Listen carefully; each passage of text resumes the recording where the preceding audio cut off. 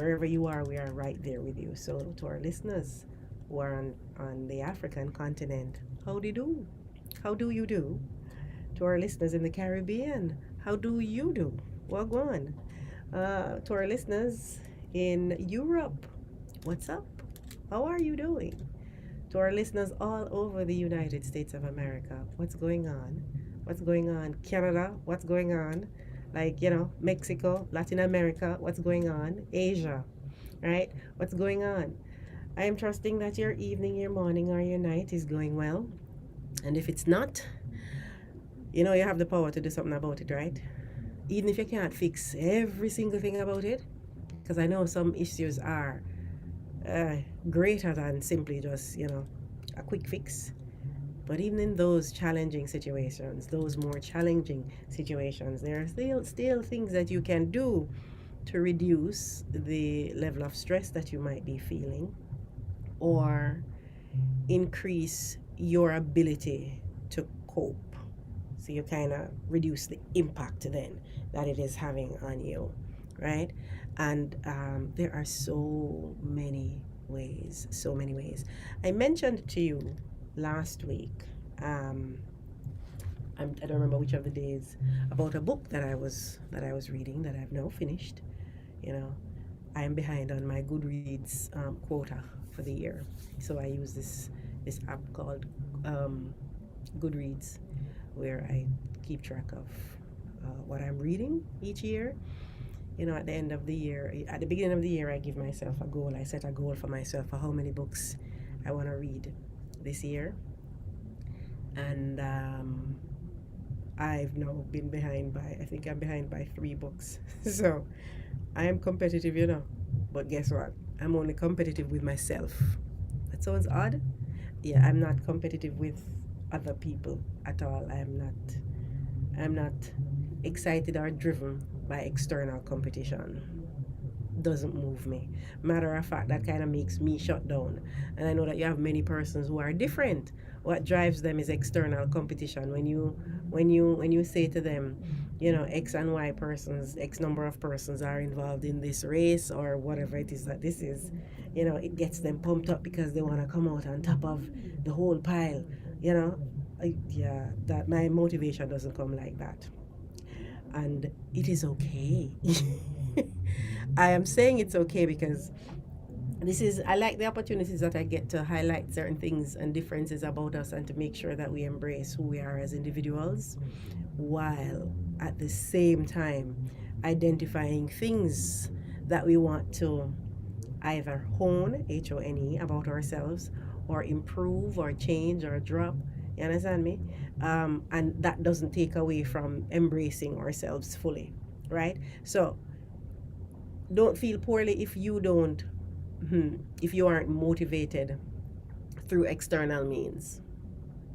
That's okay. And I know that for some people, if that is how you are, you would have had experiences in your life where people have been mad at you, would have been upset at you because they can't understand why they're dangling a trophy in front of you or dangling, some other kind of prize that the aim is to get it so that others don't.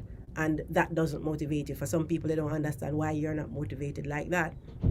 Don't feel poorly if that is you. And I say that because you have some people who, listen, they are so competitive. I had a games night at home once, because periodically I do have that, and I'll invite people who are close to me and they come over and we have fun. And listen, some people who that was so eye-opening. Every time we do one of those, it's so eye-opening. So now we kind of know, who is who and who. Yeah, I don't want to go up against it because, boy, you take this thing serious. We're playing Monopoly, and these people are like, oh my God, they're going so hard. Who will be upset after the game? And I'm like, and listen, losing is never fun enough. I'm not even going to pretend it's not.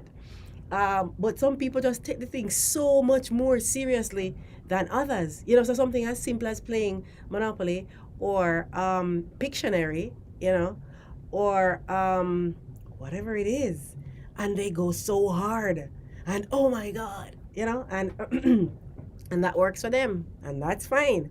And then you have other people who are not motivated in that way. That is not how you get them to actually buckle down and dig deeper and go harder, right? That like for me, that's not how I get going. Um, I am motivated intrinsically, meaning from the inside. So my drive is to do better than I did yesterday. My drive is to try and top myself. My drive is to try and maintain what I have or where I am, while looking at higher heights if there's higher heights. You understand me? So, like, for example, if I was in school and doing particularly well, it means that I was an A student. Not talking about high school. In high school, I was average on paper.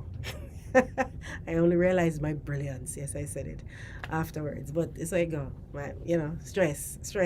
Listen, stress is a hell of a thing. And then we'll talk about that another day.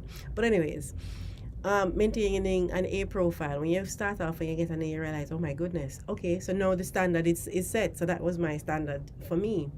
And if the class though was particularly challenging, and I got a B or a C, I think in the 4 years of undergrad I probably got probably two B's, one C. That C, I was so proud of it. That was statistics. I was a statistics class. Listen, you know the amount of persons failed that class multiple times. You see, when I take that C, listen to me. I just wanted to know the C plus.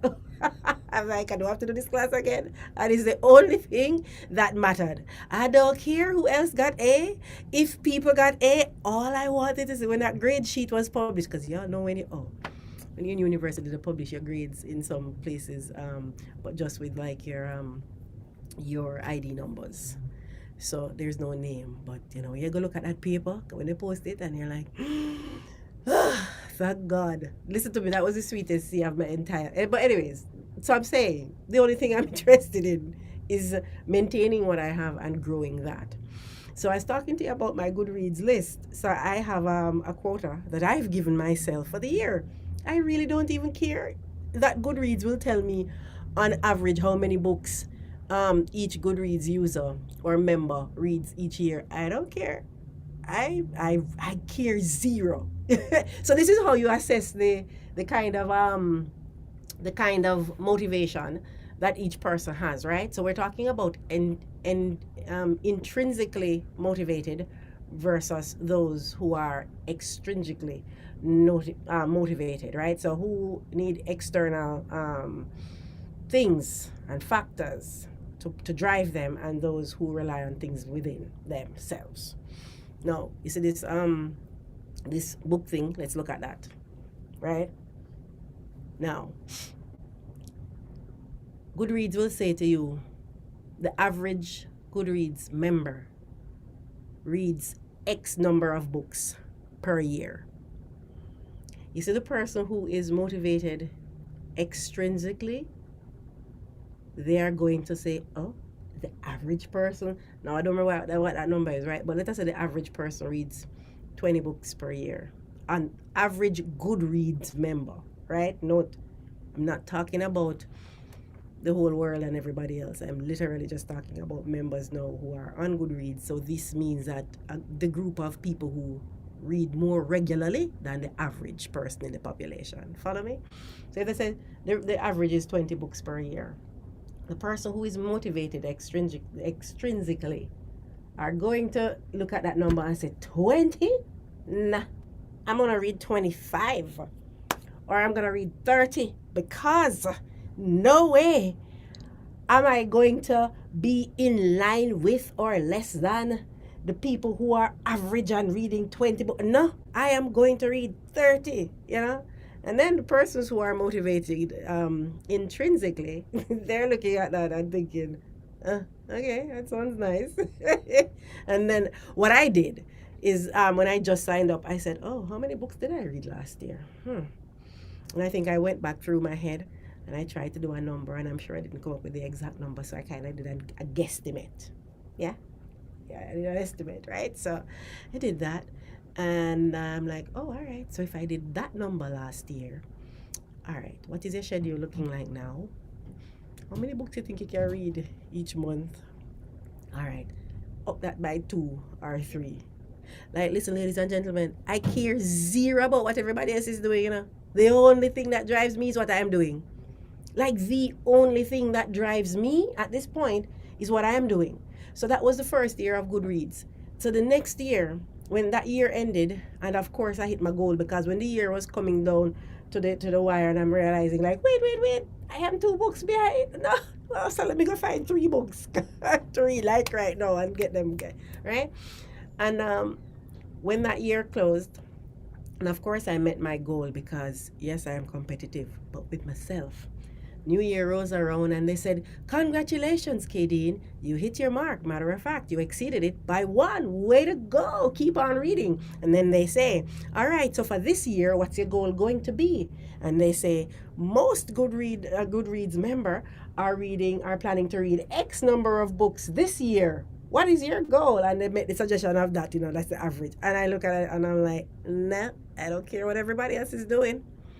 I do not care what everybody else is doing, right? I am going to be looking at what I did last year, and then I'm processing, all right, is it that I had slacked off? Why in the end I had to push to go harder to meet the goal?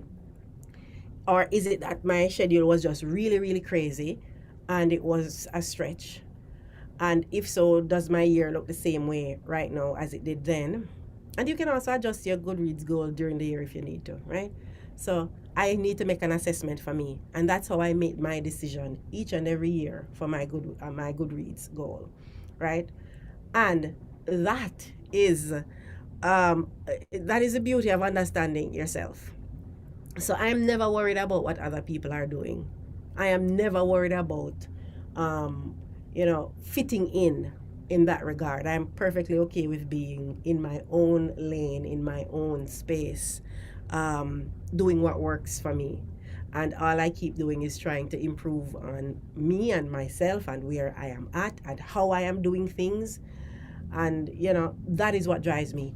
And I would love if more of us got to a place where that is how we choose to live our lives as well, and we're talking about IS just before midday meditation wrapped, and IS is like that in terms of I'm focusing on what it is that my art piece is, and I'm not worried about what's going on around me. And then the competitive people in the room, the persons who are externally motivated, they are looking to say, what is such and such doing? Oh really? Watch this, mine going look so much better, and it's all fun, and I'm looking at them and I'm thinking, all right, cool, do you do you, whatever works. And I'm happy that it's always good to understand that we're each different, and we get different results using different methods, and the only thing that matters at the end of the day is that we're enjoying the things that we choose to engage in. It's 2:28 p.m. Let's step into gratitude. I am grateful for yesterday's IS, and I want to thank you. So I want to thank 5 Star Bakery and Excess Energy Drink. So J Rock exclusive. Thank you so much for making last night happen and happen so much more fun last night, because he's a ball of fun. Can I tell you? Hi, Junior. All right. What are you grateful for? Identify at least one thing that you're grateful for, and just focus on that, right? And allow the feelings of peace, love, joy, excitement to just wrap you up. And even if everything wasn't going the way you wanted it to, focusing on gratitude can help to really shift the mood, shift the energy that is flowing through you and from you and around you. And that is magic that you wield. You become the alchemist of your life, transforming what you may think is ordinary and regular into something that is truly extraordinary, because it really is.